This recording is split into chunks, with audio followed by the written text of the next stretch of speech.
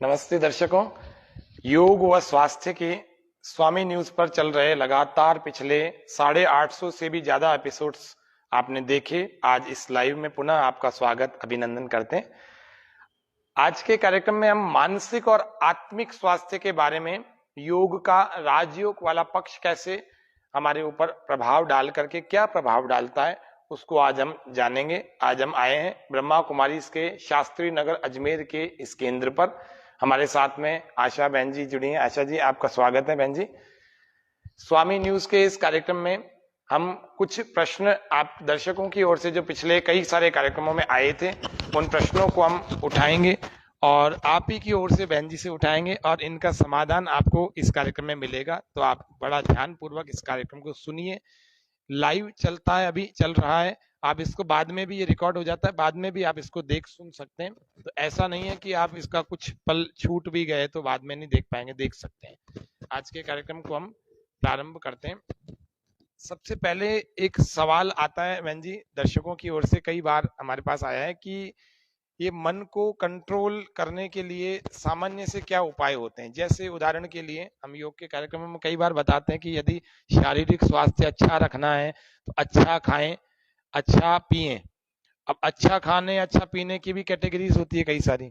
अब व्यक्ति सोचता है बहुत बढ़िया से स्टोर से हमने बहुत अच्छा सा एक माजा का पैकेट ले लिया या बोतल ले ली तो अच्छा हुआ, हमने बहुत महंगी ले ली, और या कोल्ड ड्रिंक ले ली या पैक्ड कोई बेकरी से कोई प्रोडक्ट ले लिया तो उनको लगता है कितना हाइजेनिक चीज ली। उनको ये पता नहीं है उसके भीतर रॉ मटेरियल कैसा है, उसको पैकिंग कैसे किया गया है, बनाया क्या है, किस तरह से बनाया है।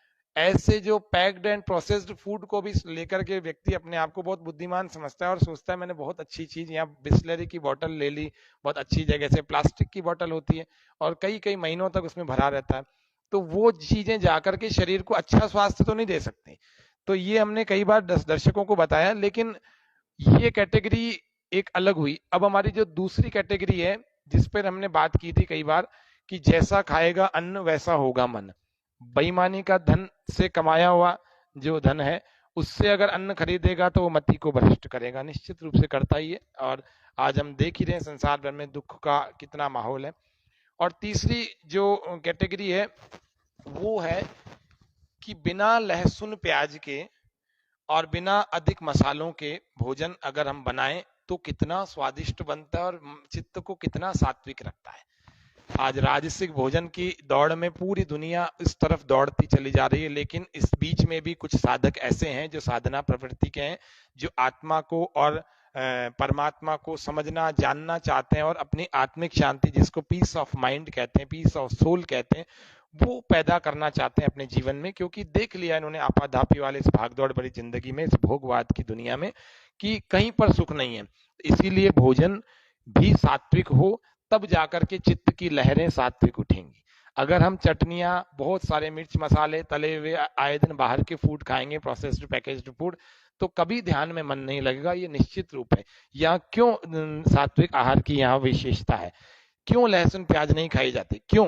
इसीलिए क्योंकि साधना की प्रवृत्ति अगर जगानी है तो हमें राजसिक आहार को छोड़ना पड़ेगा। तो इन्हीं छोटी छोटी बातों से जुड़ करके ही अपना आहार अर्थात शरीर अच्छा होगा। आहार से ही शरीर बनता है, अन्नमय कोश का निर्माण ही आहार से भोजन से होता है। उसके बाद मनोमय और प्राणमय और विज्ञानमय और आनंदमय कोश की चर्चा की जाती है। उपनिषदों की के वाक्य हैं पंच कोश की बात। तो कैसे हमारा मनोमय कोश अच्छा हो, कैसे हमारा मन कंट्रोल हो, तो एक भोजन के इस तत्व को हमने बताया। तो बहन जी इसके बारे में और विस्तार से भी आपको बताएंगे, और कैसे मन को, इंद्रियों को हम क्योंकि इंद्रियों का जो राजा है ना वो मन है, और मन पर राज करना ही राजयोग कहलाता है। मन को प्रभु के स्मरण में, परमात्मा के स्मरण में लगाना, ये राजयोग की सबसे उच्च विधा है। और ब्रह्मा कुमारी इसकी विशेषता है कि शुरुआत ही यहीं से करते हैं। इससे बढ़िया और क्या बात होगी। आपको किसी शास्त्रों और शस्त्रों कहीं पर उलझाते नहीं, कोई संस्कृत में नहीं उलझाते, आपको सीधी सीधी प्रक्रिया बताते हैं कि सीधे होकर बैठ जाओ, भोजन पर ध्यान दो, आहार पर ध्यान दो, वाणी पर ध्यान दो, और उसके अलावा ईश्वर का स्मरण करो, ईश्वर के बारे में जानो, आत्मा के बारे में जानो। मन, बुद्धि, अहंकार, ये आत्मा के 3 साधन है। कैसे इनको बारे में जान करके बहुत सारी चीजें। तो बहन जी एक छोटा सा प्रश्न मैं आपसे पूछूं और उसके बाद हम देखते हैं आप का छोटा सा परिचय बताएं, आप कब से यहाँ पर हैं और कैसे से अलग अलग केंद्रों पर सेवाएं दी आपने, राजस्थान के किन किन हिस्सों में सेवाएं दी, वर्तमान में इस ईश्वरीय सेवा में क्या अभी प्रगति चल रही है अजमेर के इस केंद्र पर। ओम शांति। नमस्कार। हेमंत जी, पहले तो आपको मैं धन्यवाद देना चाहती हूँ कि आज इस एपिसोड में आपने हमें मौका दिया। मैं ब्रह्मा कुमारी संस्था से करीबन 35 वर्षों से जुड़ी हुई हूँ। बचपन से ही हमारा इसमें रुझान रहा है और पिछले 28 वर्षों से मैं समर्पित रूप से इसमें अपनी सेवाएं दे रही हूँ। 96 में हम जब यहाँ पर समर्पित रूप से सेवाएं देने के लिए माउंट आबू आए थे और वहाँ से हमारी ट्रेनिंग हुई और वहाँ से हमें बीकानेर सब जोन में सेवाओं के अर्थ भेजा। तो बीकानेर में हमने बहुत सारी सेवाएं की और साथ साथ जैसे चूरू जिला है, हनुमानगढ़ जिला है, श्री गंगानगर जिला है, इन जिलों में आदरणीय शांता दीदी जी के नेतृत्व में हमने सेवाएं की और अभी 15 वर्षों से अजमेर में ये सेवाएं दे रहे हैं।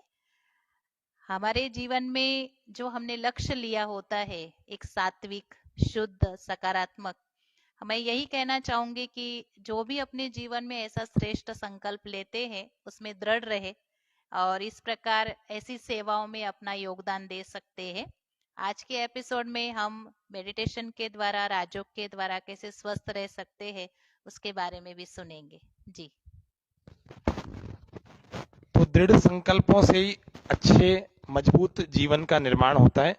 आज के इस कार्यक्रम में हम बहुत कुछ मानसिक और आत्मिक शांति की बात करेंगे, क्योंकि मैं जिससे भी बात करता हूँ वो कहता है कि पीस ऑफ माइंड, मन की शांति के लिए हम इस जीवन में जो भी कार्य कर रहे हैं, चाहे धन कमा रहे हैं, चाहे बड़े से बड़े विदेशों में जाकर के बड़े कार्यों को करते हैं, लेकिन मन की शांति के लिए मैंने कहा वो बैठ करके भी मिल जाती। परमात्मा तो हमारे भीतर ही है ना। एक भजन भी मैं कई बार सुनाया करता हूँ, आज फिर उसी के साथ आज कार्यक्रम का आगाज करते हैं। आनंद स्रोत बह रहा, तू क्यों उदास है।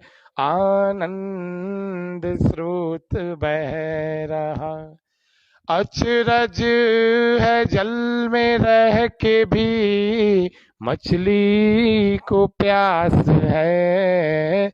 आनंद स्रोत बह रहा, तू क्यों उदास है।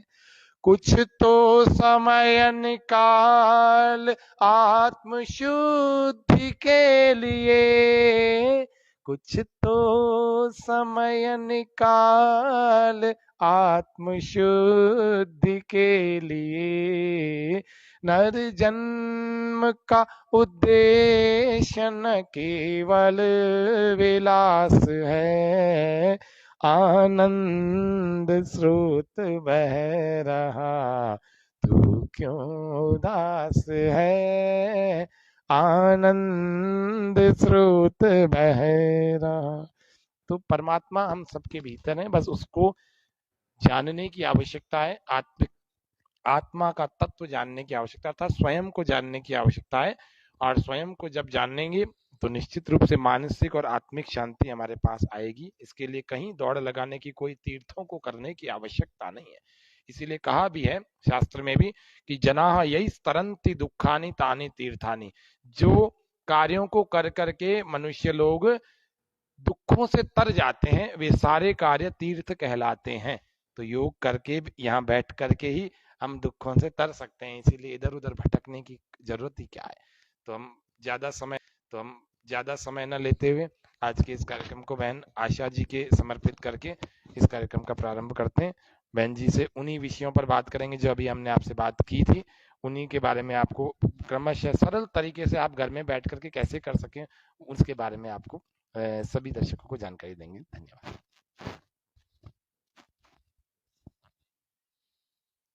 ओम शांति। अभी हम सभी विशेष इस विषय की ओर जा रहे हैं। बहुत सुंदर विषय है, कैसे हम अपने मन को स्वस्थ रख सकते हैं और उसके लिए हमें किन किन बातों की आवश्यकता है, उसको समझने के लिए आज का ये विषय बहुत सुंदर विषय हम सभी के बीच में है। जिस प्रकार जागरूकता की बात आती है और स्वयं से शुरुआत की बात आती है, स्वयं के शुद्धि की बात आती है या अनुभव की बात आती है, तो यहाँ पे हमें ज्ञान होना बहुत आवश्यक है। और इसीलिए जैसे ही हमारी बुद्धि अच्छी होने लगती है और दृढ़ होने लगती है, तो बचपन से ही हमें स्कूल में भेजा जाता है, शिक्षाएं दी जाती है। तो आज हमने संसार में बहुत सारा ज्ञान लिया है, परंतु आवश्यकता है स्वयं के अध्ययन की, जिसको हम कहते हैं आध्यात्मिकता की। तो आज का ये एपिसोड हमारे जीवन में आध्यात्मिक जागृति लाएगा, ऐसा हमें पूर्ण विश्वास है। और जैसे कि आपने सुना कि हमने पिछले 35 वर्षों से इस राजयोग मेडिटेशन का अभ्यास किया है।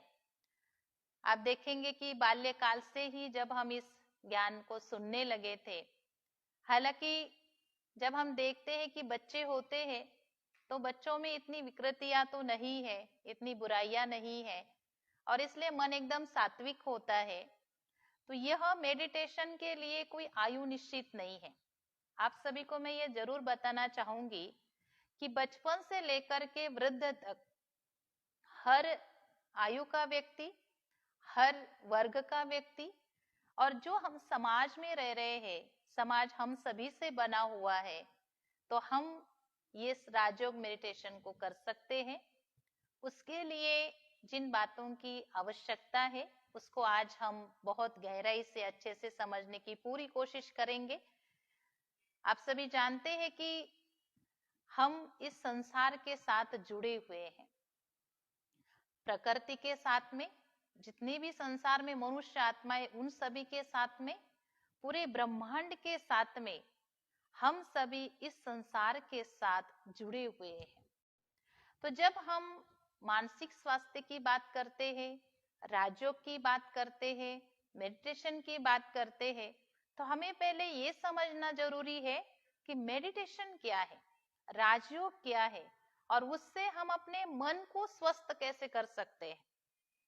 क्योंकि कई बार जब स्वस्थ की बात आती है, स्वास्थ्य संगठनों के द्वारा जो भी कार्य दिए जाते हैं, डॉक्टर्स के द्वारा, अलग अलग थेरेपीज के द्वारा, तो हमारे शरीर को स्वस्थ कैसे रखे उसके लिए हम बहुत प्रयास करते हैं। लेकिन कहीं ना कहीं जो आज हमारा मन बीमार है, इसको आप सभी जानते हैं, अनुभव करते हैं कि मन में अगर कोई बात आ जाती है, और मन बीमार किससे हुआ है? मन बीमार हुआ है विकृतियों से, बुराइयों से, विकारों से, है ना। जो काम, क्रोध, लोभ, मोह, अहंकार, ये 5 विकार ने हमारे मन को ग्रसित किया हुआ है। तो आज उसी के कारण बीमार हो गए हैं। मन में सशक्त स्थिति नहीं है, मन में सुविचार लाना चाहते हैं, अच्छे विचार लाना चाहते हैं, वो नहीं आ पा रहे हैं, और मन सभी के लिए शुभ नहीं सोच पा रहा है। तो सबसे पहले जो शुरुआत हमें करनी है स्वयं से, कि किस प्रकार हम पहले खुद को स्वस्थ रखें, मन को स्वस्थ करें। और राजयोग मेडिटेशन इतनी सुंदर विधि है कि जब हम खुद के अंदर अपने आप को देखना शुरू करते हैं, अपना खुद का चिंतन शुरू करते हैं, तो ये वाइब्रेशन पूरे संसार में फैलते हैं। आप सभी को पता है कि एक छोटा सा अगर पानी का कोई भी जगह पर बैठे हैं और एक साधन है हमारे पास में, या फिर हम तालाब के किनारे बैठे हैं, पानी बिल्कुल शांत है, और हम एक छोटा सा कंकर उठाते हैं और उस पानी में डाल देते हैं, तो उसके आसपास में हलचल शुरू हो जाती है, और वो हलचल धीरे धीरे पूरे तालाब के किनारे तक पहुंच जाती है। आप सोचिए कि वो जो हलचल है वो उस पानी के अंदर रहने वाले जीव जंतु है, वनस्पति है, सब तक पहुंच जाती है। इस बात को हम साइंटिस्ट जो है उस रूप में देख सकते हैं, विज्ञान के रूप में देख सकते हैं, कि जिस प्रकार हम एक अगरबत्ती भी जलाते हैं तो उसकी सुगंध चारों ओर फैलती है। तो इसी प्रकार जब हमारा मन स्वस्थ हो जाता है तो मन का असर सबसे पहले हमारे शरीर पर पड़ता है। इसलिए आज डॉक्टर्स भी क्या कहते हैं, 80% बीमारी मन के बीमार होने से हो रही है, मन के दूषित होने से हो रही है। जिस प्रकार हम देखते हैं कि हम दूषित हवा है प्रदूषण वाली, या दूषित पानी है प्रदूषण पानी, हम जब उसको प्रदूषित पानी पीते हैं, दूषित पानी पीते हैं, तो हमारे शरीर पर इफेक्ट करता है। ठीक ऐसे ही हमारे मन को भी ये जो दूषित वातावरण है, जो हम देख रहे हैं कि चारों ओर नकारात्मकता है, उस नकारात्मकता का प्रभाव हमारे मन पर पड़ता है। तो क्या हम नहीं चाहेंगे कि हम बिल्कुल स्वस्थ रहे, मन हमारा स्वस्थ रहे? चाहते हैं ना, हम सभी चाहते हैं कि मन बिल्कुल स्वस्थ रहे। चाहे घर में छोटा बच्चा ही क्यों न हो, बुजुर्ग हो, पढ़े लिखे हो, अनपढ़ हो, सबको ये मन को स्वस्थ रखने की आश रहती है। तो क्यों ना हम इसकी विधि सीखें। तो ब्रह्मा कुमारी के द्वारा यह विधि बिल्कुल निशुल्क रूप से, सरलता से हर सेवा केंद्र पर सिखाई जाती है। मैं आपको ये जरूर कहना चाहूंगी कि इसके लिए जो विधि सिखाई जाती है, प्रैक्टिकली आप ब्रह्मा कुमारी विद्यालय में आए, क्योंकि यहाँ विद्या दी जा रही है, समझ दी जा रही है, और हम जैसी हजारों बहनें समर्पित रूप से ये सेवाएं दे रहे हैं। आप जैसे लाखों करोड़ों मनुष्य जो है गृहस्थ में रहते हुए इसका अभ्यास कर रहे हैं। उसके लिए बहुत सरल विधि है कि पहले हम ये समझे कि राजयोग मेडिटेशन क्या है। जब हम योग शब्द प्रयोग करते हैं तो योग का अर्थ होता है जोड़ना। जिस प्रकार हम देखिए कि दो संख्या को जोड़ते हैं तो भी हम क्या कहते हैं, कुल योग कितना हुआ, है ना। तो कुल योग माना उन दो संख्या को हमने जोड़ा। ऐसे ही जब हम सभी मिलकर के कोई कार्य करते हैं तो हम क्या कहते हैं, सभी का सहयोग मिला, तो सभी ने मिलकर के वो कार्य किया। कभी किसी व्यक्ति से आपको मिलने की अंदर से इच्छा जागृत होती है, तो आप उसको फोन भी नहीं कर पाते और न ही उससे मिल पा रहे, लेकिन आज आज किसी शॉप में चले गए, किसी मॉल में चले गए, या आपके घर में ही वो व्यक्ति अचानक आ जाता है, तो कितनी खुशी होती है। क्या कहते हैं, बड़ा योगायोग रहा, संजोग रहा, आपसे मिलना था। तो ये जो मिलना है, जुड़ना है, इसको योग कहते हैं। तो हम सभी योगी हैं। आप कहेंगे कैसे योगी है, क्योंकि हमारा हर समय मन और बुद्धि चाहे किसी व्यक्ति के साथ जुड़ा हुआ होता है, या किसी व्यक्ति के साथ जुड़ा होता है, स्थान के साथ जुड़ा होता है, या फिर इस भौतिक जगत के साथ हमारा योग जुड़ा होता है, इसको भौतिक योग कहते हैं। लेकिन जो आत्मा का परमात्मा के साथ मिलन, आत्मा का परमात्मा के साथ जोड़, आत्मा जब परमात्मा के साथ अपने मन और बुद्धि के द्वारा जुड़ जाती है, उसको सहज राजयोग कहते हैं, उसको मेडिटेशन कहते हैं। है ना सरल। लेकिन सबसे बड़ी बात यह है कि यहाँ भौतिक जगत में तो हम जब चाहे, जहां चाहे, जिसको भी याद कर सकते, लेकिन भगवान में मन नहीं टिकता है। कईयों की यही शिकायत रहती है, हम मेडिटेशन करने के लिए बैठते हैं, आंखें भी बंद कर लेते हैं, ध्यान मुद्रा में बैठते हैं, लेकिन मन नहीं टिक रहा है। तो मन को सबसे पहले अपने स्वरूप में स्थित करना है। हम छोटा सा एक उदाहरण देखते हैं कि जिस प्रकार एक झोपड़ी है, एक कमरा है, और कमरे में बिल्कुल अंधेरा है, लाइट का वहां कोई कनेक्शन नहीं है, तो एक छोटा सा दिया, उस दिए को हम वहां रखते हैं, उसको जलाते हैं, तो दिए से पूरे कमरे में, पूरे झोपड़ी में रोशनी हो जाती। ठीक ऐसे ही ये जो शरीर है, इस शरीर में मैं एक चेतना हूं। हमारे ऋषि मुनि तपस्वियों ने ये बात समझाई कि यहाँ आज्ञा चक्र है, यहाँ आत्मा रहती है। तो वास्तव में आत्मा का निवास स्थान यही है, भ्रकटी में। इसलिए श्रीमद् भगवत गीता में क्या कहा, भ्रकटी के बीच चमकता है अजब सितारा। तो ये भ्रकटी में आत्मा निवास करती है, मैं चेतना हूं, मैं इस शरीर को चलाने वाली शक्ति हूं। मेडिटेशन राजयोग यहाँ से प्रारंभ होता है, खुद से प्रारंभ होता है। तो हम जब अपने आप को चेक करते हैं, देखते हैं, इसको आत्मदर्शन कहते हैं। इन आंखों से हम सबको देख सकते हैं, लेकिन मन और बुद्धि, मन सोचता है और बुद्धि विजन देखती है ना, देखती, दृश्य देखती है। तो बुद्धि क्या करती, हमें अपने आप को देखती है कि मैं एक चैतन्य शक्ति हूँ, प्रकाश का पुंज हूँ। अब मैं पुंज कैसा हूँ, जैसे कर्मेंद्रिय है शरीर के, प्रकृति का बना हुआ शरीर है, तो इसमें प्रकृति की चीजें हम देते इसको, चाहे हम पानी देते, भोजन देते, ऑक्सीजन जो है वह 3 शक्तियों का पुंज है। तो मन और बुद्धि और संस्कार ये आत्मा की 3 सूक्ष्म शक्तियां हैं। तो जब हम स्वयं का दर्शन करते हैं, खुद को देखते हैं, तो एक प्रकाश के रूप में देखते हैं। दूसरा और एक बात है, आत्मा सतोगुणी होती है। आत्मा के अंदर 7 गुण होते हैं, सुख, शांति, आनंद, प्रेम, शक्ति, ज्ञान और पवित्रता। आप चिंतन कीजिए, सुबह से लेकर रात्रि तक हम जो कुछ भी क्रियाएं कर रहे हैं इस शरीर के द्वारा, इन गुणों को प्राप्त करने के लिए कर रहे हैं। जैसे सुबह उठ करके हम स्नान करते हैं, किस लिए? शुद्धि के लिए, पवित्रता के लिए। इसी प्रकार हम भोजन करते हैं अच्छा, कि हमें शक्ति प्राप्त हो। हम कहीं घूमने जाते हैं कि आनंद मिले। तो इस प्रकार हर गुण को प्राप्त करने के लिए हम सुबह से लेकर रात्रि तक इस शरीर के द्वारा कर्म करते हैं। परंतु जब हम आत्मचिंतन करते हैं तो ये गुणों का अनुभव होता है। इसलिए कहा जाता है, जैसा चिंतन होता है वैसा ही अनुभव होता है। आप शांति के गुण का चिंतन कीजिए, आनंद के गुण का चिंतन कीजिए। जिस प्रकार अभी हेमंत जी ने बहुत सुंदर गीत गाया और उसके अंदर क्या बताया कि आनंद तुम्हारे पास से है, परमात्मा तुम्हारा है, और फिर भी हम उदास है। तो आनंद गुण जो है वह आत्मा में है ही है, सिर्फ हमें चिंतन के द्वारा उसको अनुभव करना है।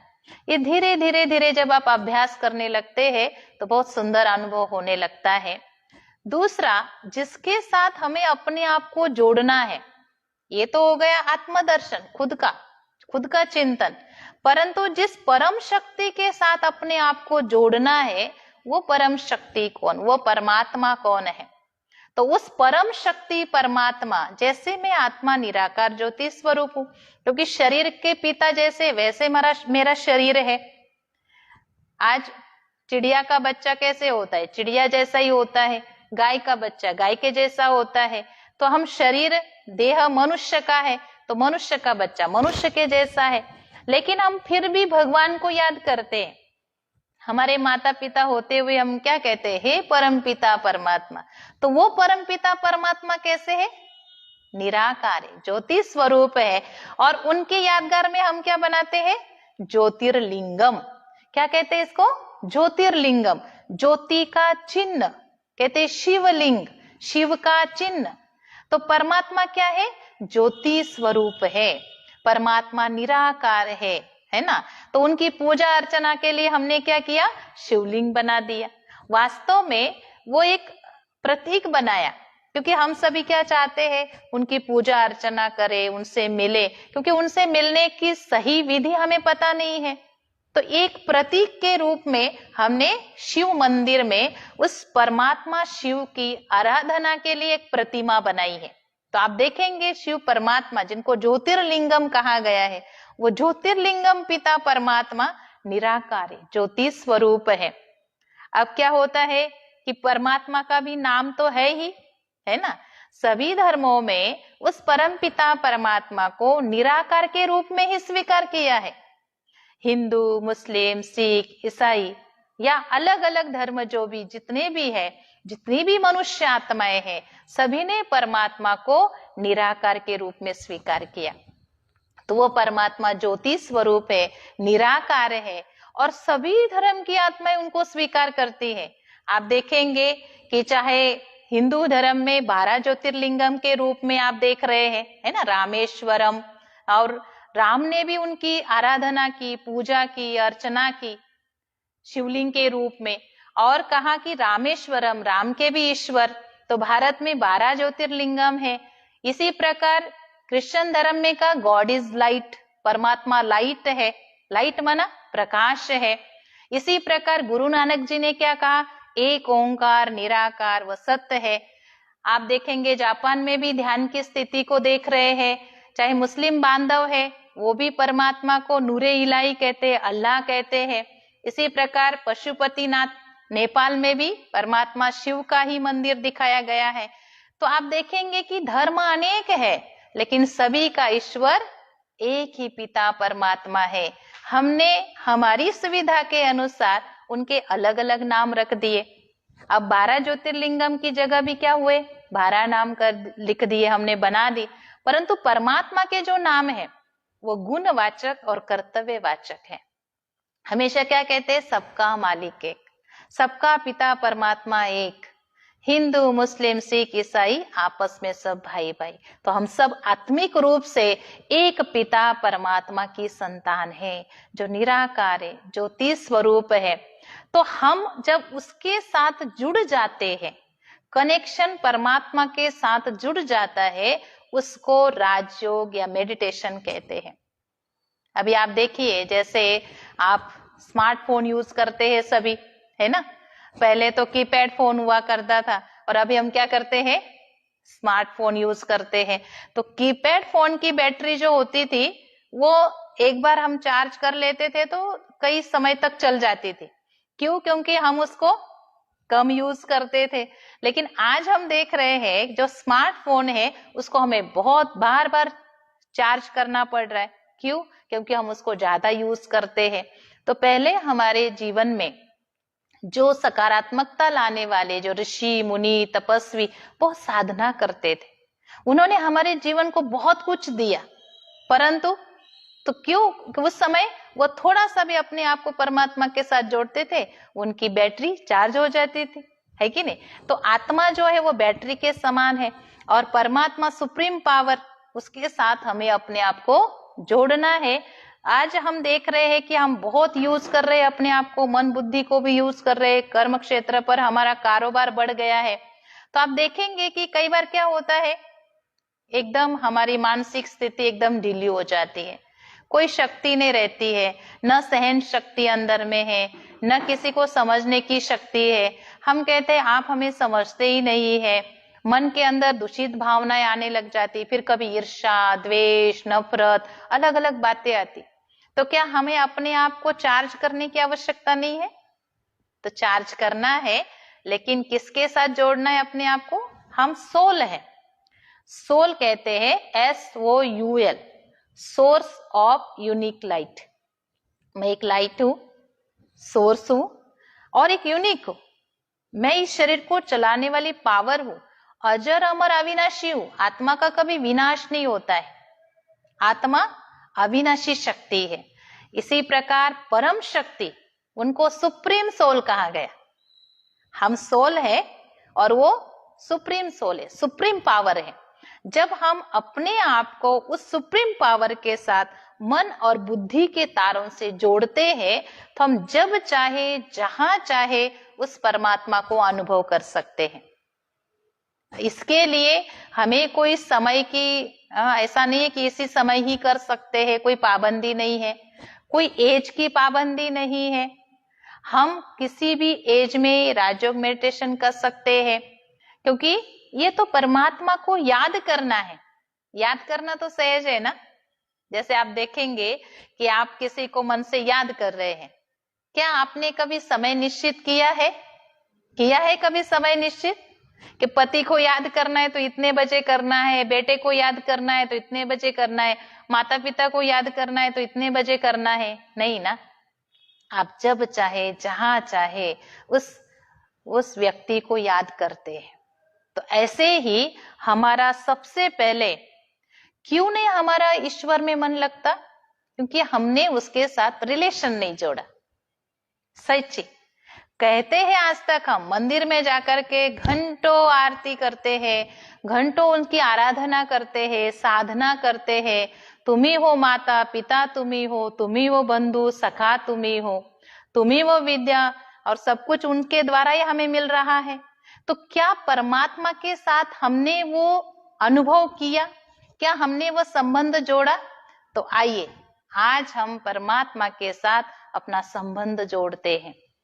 सबसे पहला संबंध ईश्वर के साथ जो हमारा है वो हमारा पिता है, हम उसके बच्चे हैं।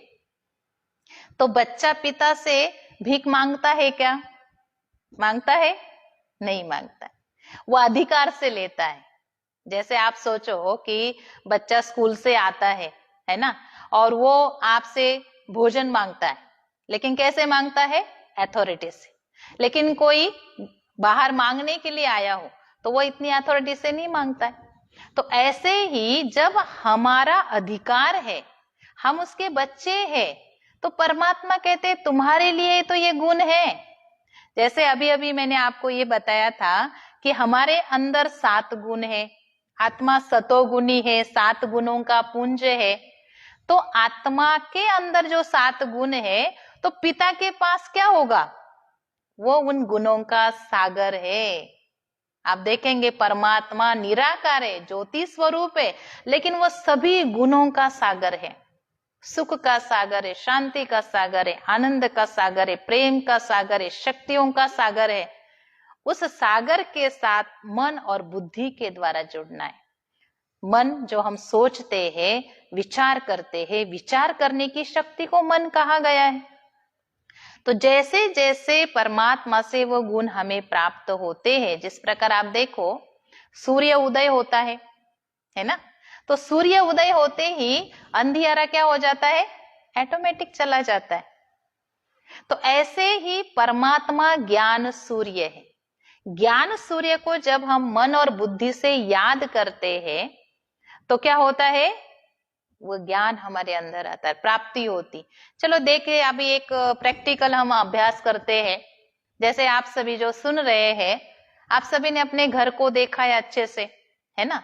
तो आप यहाँ बैठे बैठे जहां बैठे हुए सुन रहे हो, हम ये अभ्यास करें कि हम अपने घर के किचन में गए, बैठे यहाँ है, लेकिन मन बुद्धि से आप अपने घर के किचन में जाते हैं। किचन में देखते हैं सारी साधन सब कुछ व्यवस्थित है। आप फ्रिज खोलते हैं, फ्रिज में एक जिसको कहेंगे नींबू रखा हुआ है, नींबू लेकर के आते हैं और एक प्लेट लेते हैं, किचन में से एक चाकू लेते हैं, जहां आकर के बैठे यहाँ बैठते हैं, उस नींबू को काटते हैं।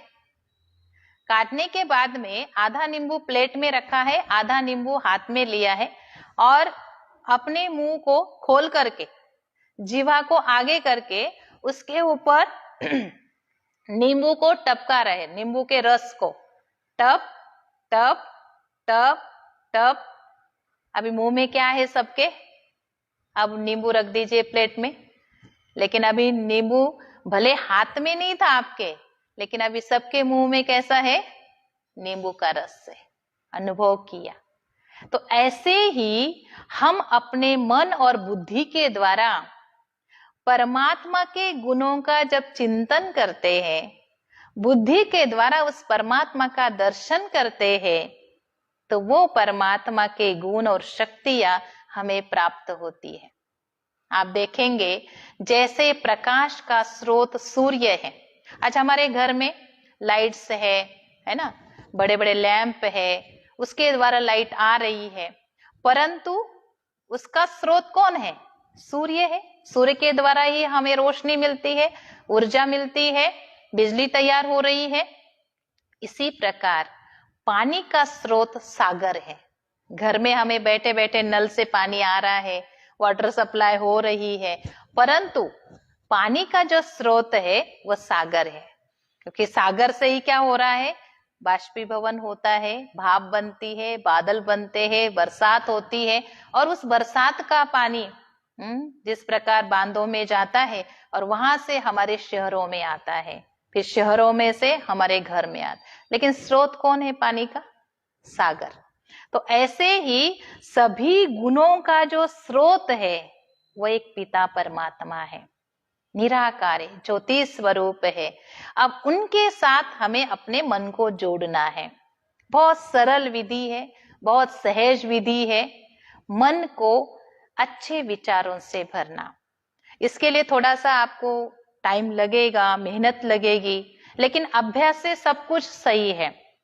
जो स्टूडेंट पढ़ाई कर रहे हैं, आप सभी स्टूडेंट जानते हैं कि कोई भी विषय जब अच्छे से हमें नहीं आता है तो हम क्या करते हैं? उसके लिए ट्यूशंस लेते हैं, इस प्रकार पढ़ाई में अच्छी तरह से उसी विषय को देखते हैं। जिन गृहिणियों को, हम जब बच्चे होते हैं तो रोटी बनानी तो नहीं आती, लेकिन हम सीखते हैं।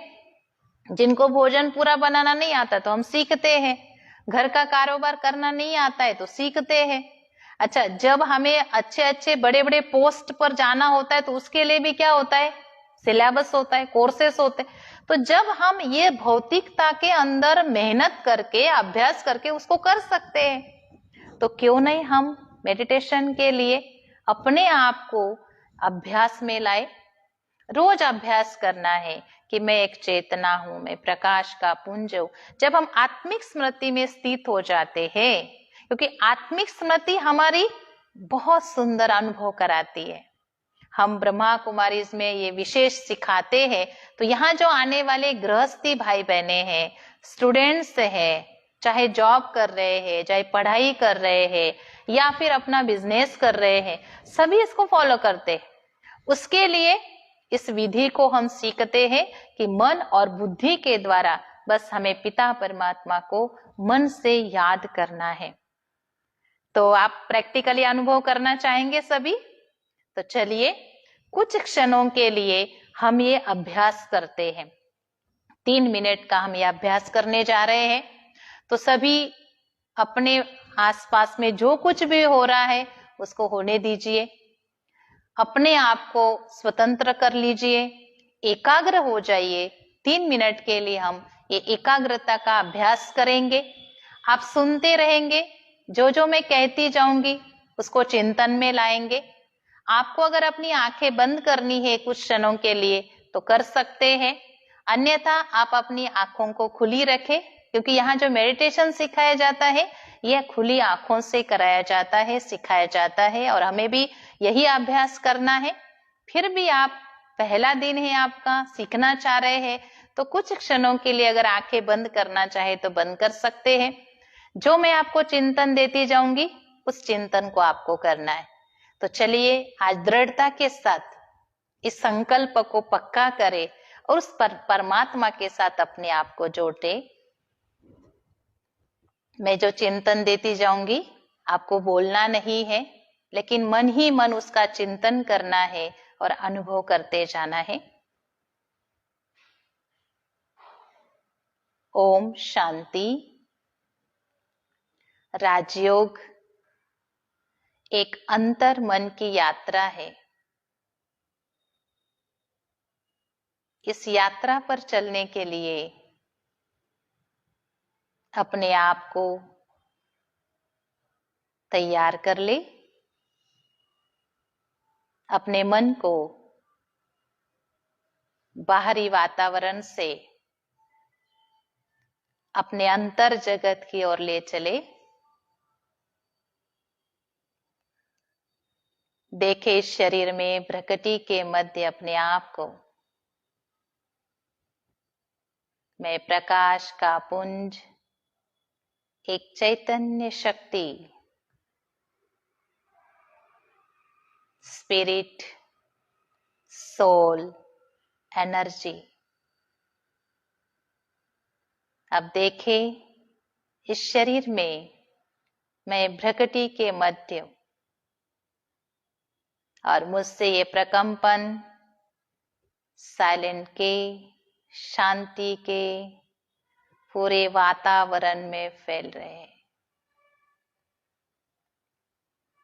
अब मन और बुद्धि के द्वारा इस संसार से दूर,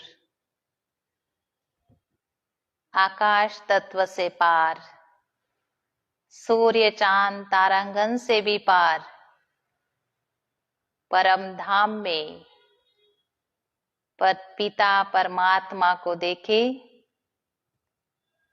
निराकार ज्योति स्वरूप मुझ आत्मा के पिता शिव परमात्मा, जो गुणों में अनंत है, सागर है। देखे सागर से शांति का प्रकाश मुझ में समा रहा है। मन की सच्ची शांति, पवित्रता, शुद्धि,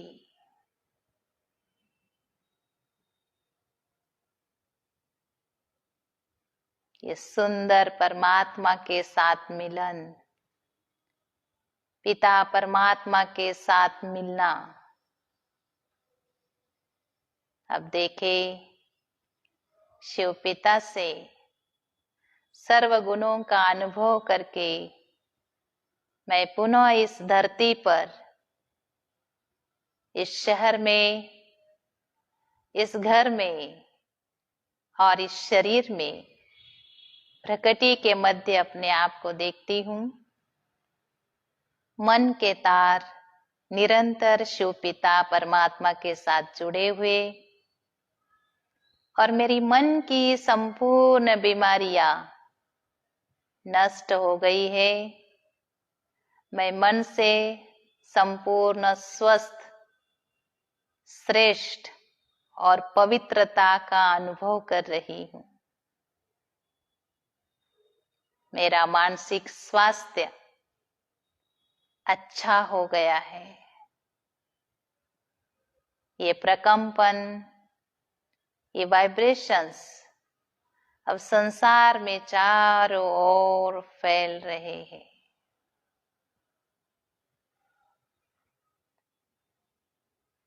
ओम शांति शांति शांति।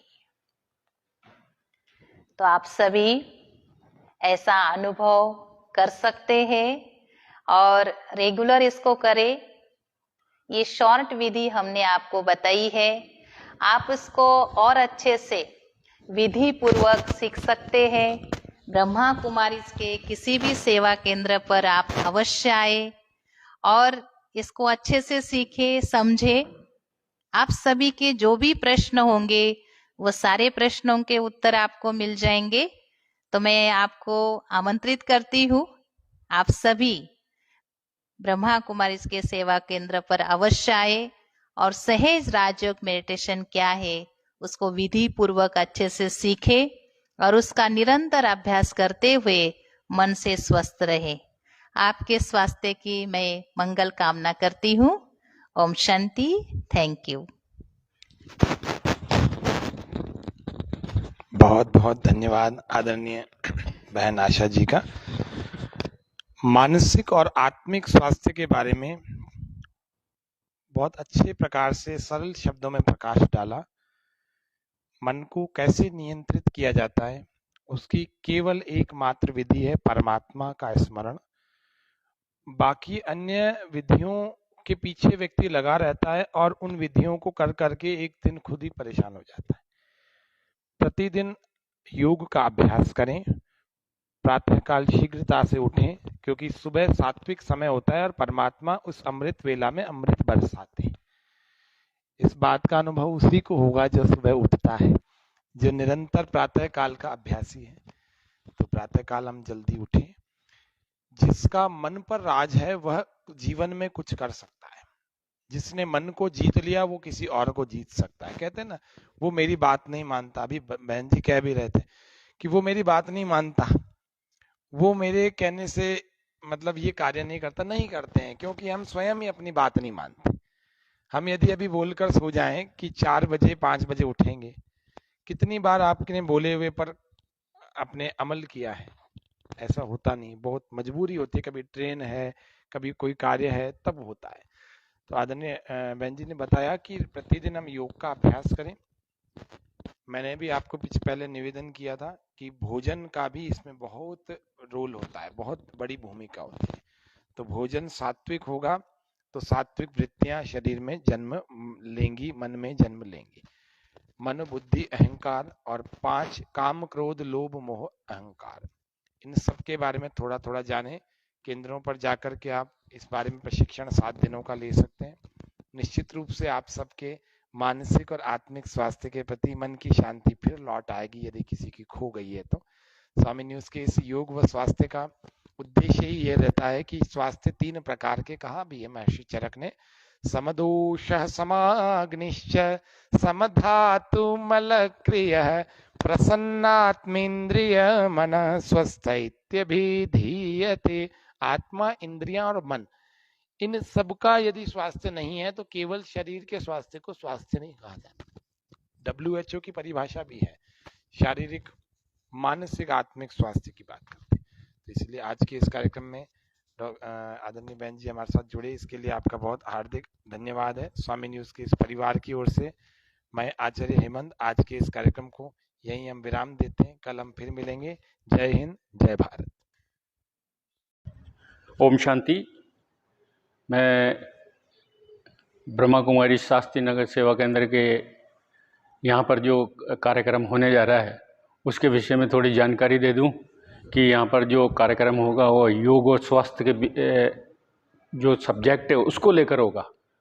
योग और स्वास्थ्य दोनों की एक दूसरे से कड़ी जुड़ी हुई है और इस कड़ी के अंतर्गत योग बड़ा महत्व रखता है।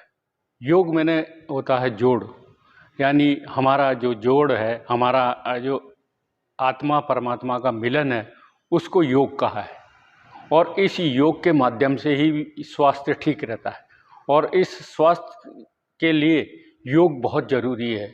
और योग भी एक ऐसा योग हो जिसमें कि हमारा अटूट निश्चय हो, अटूट प्यार हो, परमात्मा से हमारा अटूट निश्चय हो, उसके ऊपर फेथ हो हमारा, उसी को योग कहेंगे। योग मैंने याद, हम परमात्मा की याद में रहे, यही योग है।